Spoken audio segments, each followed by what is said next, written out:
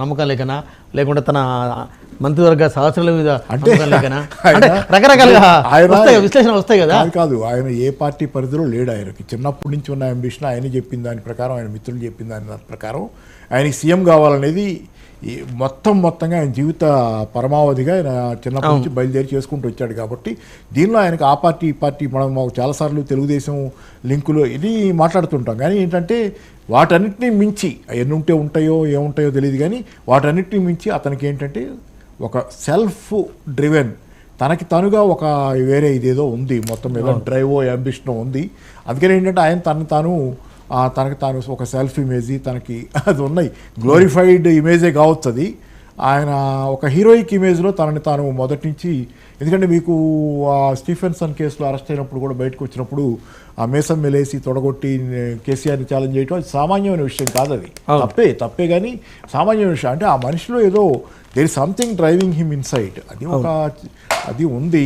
సరే, ఇక మంచిగా ఉండాలనుకుంటే మంచిదే కదా, మంచి గౌరవాన్ని పొందాలి. కాకపోతే ఈ రకంగా చేసుకుంటే ఆయన ఉంటుందో పొందో అర్థం కాదు. మరి కాసేపట్లో ఇంద్రవెల్లిలో సభ స్టార్ట్ కాబోతుంది.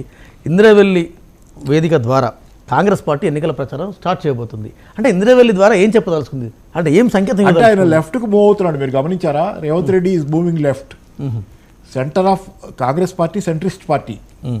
ఈయన లెఫ్ట్కి తీసుకెళ్తున్నాడు రాజకీయాన్ని. దానిలో ఒక పాపులిస్ట్,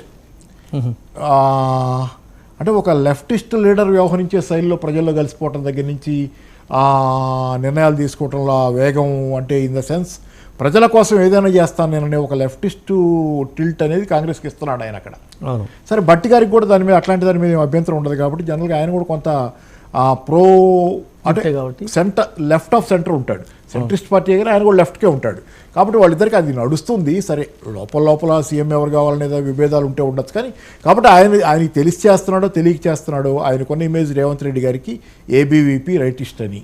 అవును, మళ్ళీ ఈ చేసే పనులు మొత్తం అంటే ఏబీవీపీ రైటిస్ట్ అన్న మీకు ఏమవుద్దంటే, ఐడియాలజీ ఉన్న ప్రతి పార్టీలో ఉండే మనిషికి లోపల ఒక గౌరవనీయత కావాలనేది, ఒక ప్రిన్సిపుల్డ్ ఇది ఉంటుంది. ఆ ప్రిన్సిపుల్ మంచిదా తప్ప అది వేరే విషయం. వామపక్ష ప్రిన్సిపల్ రైటా, మితవాద బీజేపీది లేకపోతే ఏబీవీపీ ప్రిన్సిపల్ రైటా, లోపల అది పక్కన పెట్టండి. కానీ వాళ్ళందరిలో ఒక నిబద్ధత అనేది ఉంటుంది. వీటి లెఫ్ట్ కానీ రైట్ కానీ పూర్తిగా సీరియస్గా ఉన్న వాళ్ళలో ఒక నిబద్ధత అనేది ఏర్పడుద్ది మొదట్లో భావాల్లో. బహుశా ఏదైనా కానీ ఆయన ఏబీవీపీ దీని నుంచి వచ్చాడు మొదటి నుంచి అనేది మొదట.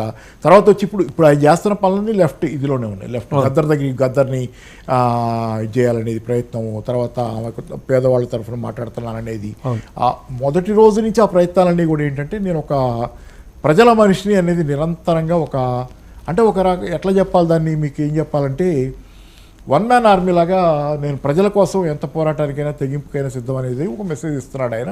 కానీ అది ఏమవుతుంది, మీరు అడిగింది ఉంది కదా ఏమనంటే కాంగ్రెస్ పార్టీ వాళ్ళు ఉంటుందా రేపు ఉండదా అనే ప్రశ్న దగ్గర ఆయన ఇట్లా చేస్తున్నాడని. కానీ ఇలా చేస్తే అది ఖచ్చితంగా ఉండదు. ఇలా చేయకుండా ఒక నిర్మాణాత్మకంగా మిత్రులు తన సన్నిధిలో చెప్తున్నాడు, సార్ మనం ఎన్ని రోజులు ఉంటామని కాదు, పార్టీ ఎన్ని రోజులు ఉంటుంది. ఎందుకంటే కాంగ్రెస్ పార్టీ తెలుసు కదా, ఇట్లా మీకు ఒకటి ఏంటంటే ఎన్ని రోజులు ఉంటాం అనేది కాదు, గౌరవనీయత ఎవరిలో వస్తుంది, మీ దగ్గర నా దగ్గర వస్తుంది. పార్టీకి, కాంగ్రెస్ పార్టీకి ఇప్పుడు రేవంత్ చర్యల వల్ల కూడా వామపక్ష భావజాలం ఉన్నవాళ్ళు, మేధావులు, లేకపోతే ఇంకొకళ్ళు తెలంగాణలో అభ్యుదయవాదులు, తెలంగాణ ప్రాపర్ ఇది మనస్తత్వంలో అది ఉన్నవాళ్ళు, వాళ్ళలో కొంత ఇది చేస్తున్నాడు అని. కానీ కింద జనాల దగ్గరికి పోయేసరికి ఒకటి యూత్ దగ్గర ఈరోజు నోటిఫికేషన్ రాకపోవడం పెద్ద ఇష్యూ. మీకు పైన కనపడుతున్నటువంటి మొత్తం యాక్టివిటీ, రేవంత్ రెడ్డి గారి యాక్టివిటీ తాలూకు హైపర్ యాక్టివిటీ, లేకపోతే దాని తాలూకు డెవలప్ అవుతున్న హీరోయిక్ గుడ్ ఇమేజ్ కింద అట్టడుగు లోపల నెగటివ్ బిల్డప్ చాలా జరుగుతుంది గ్రౌండ్ లెవెల్లో. రైతు బంధు అందలేదనో ఇది. కాబట్టి ఏంటి, ఇది ఎన్నికల్లో కూడా ఉపయోగపడేది కాదు. ఇదంతా ఇది చేసిన తర్వాత నేను ఎంతమంది ఉంటాం ఓట్లు వేయడానికి. ఇది ఎన్నికల్లో కూడా ఉపయోగపడేది కాదు కాంగ్రెస్ పార్టీకి.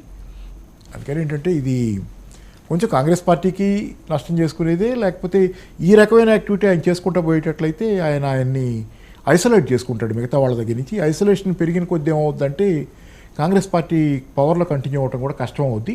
ఒకవేళ పడిపోవాల్సిన పరిస్థితి వస్తే కనుక అండర్నీత్గా డెవలప్ అవుతున్న నెగటివిటీ మొత్తం రేపు పొద్దున కాంగ్రెస్ పార్టీకి మళ్ళీ ఎగనెస్ట్గా ఓటింగ్.